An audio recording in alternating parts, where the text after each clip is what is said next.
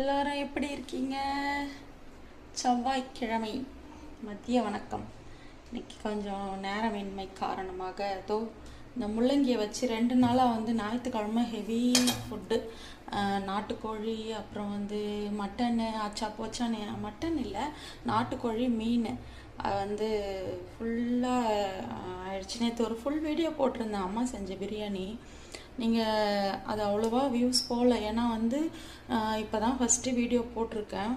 அதனால் நான் அதை பார்த்துட்டு மறுபடியும் ஃபுல் வீடியோ டெய்லி போடலாம் அப்படிங்கிற மாதிரி ஒரு ஐடியா. இப்போ கூழ் அம்மாவுக்கு இந்த மாங்காய் கட் பண்ணி மிளகா தூள் அப்புறம் உப்பு போட்டு வச்சுருக்கேன்.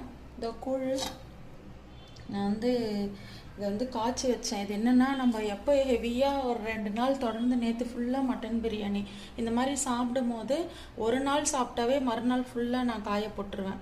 ஏதாவது சும்மா ரசம் சாதம் இல்லைன்னா அந்த மாதிரி சாப்பிட்டிங்கனாவே அந்த ஃபுட்டு ஹெவியாக எடுத்துக்கிறதுக்கு பதில் சரியாக போயிடும். அந்த ஈவினிங் டைமில் இந்த மூக்கல்ல இதெல்லாம் ஊற வச்சுருக்கேன். இந்த கொண்டக்கடலை, காரமணி, அது ஈவினிங் அந்த ப்ரோட்டீன் வேணும், டெய்லி கொஞ்சமாக எடுத்துக்கணும்னு சொல்கிறாங்கன்னு ஈவினிங்கில் நான் அம்மாவுக்கு சுண்டல் செஞ்சு கொடுத்துருவேன். அது இப்போ நான் ஒரு டிஷ்ஷு செய்யலான்னு சொல்லி அதுக்காக தான் இந்த முள்ளங்கி இருக்குல்ல, இந்த முள்ளங்கியை வச்சு செய்யலான்னு. ஒரே நிமிஷம். பார்த்தீங்களா, இது காஞ்ச மிளகா, உப்பு, முள்ளங்கி, இதுவும் கூழ், மாங்காய், அவ்வளோ நல்லாயிருக்கும். ட்ரை பண்ணி பாருங்க. தெரியுதா, சூப்பராக இருக்கும்.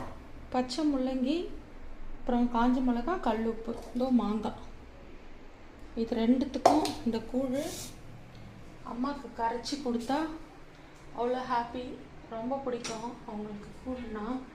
இது ஹெவியாக சாப்பிட்றதுனால இப்போ இந்த மாதிரி ட்ரை பண்ணலாம் அப்படின்னு சொல்லி, ஏன்னா நல்லாயிருக்கும். மதியம் இது சாப்பிட்டா உடம்புக்கு நல்லது. ட்ரை பண்ணுங்கள். அம்மாவுக்கு கூழ் கரைச்சி கொடுத்துட்டு வீடியோ போடுறேன். நன்றி, வணக்கம்.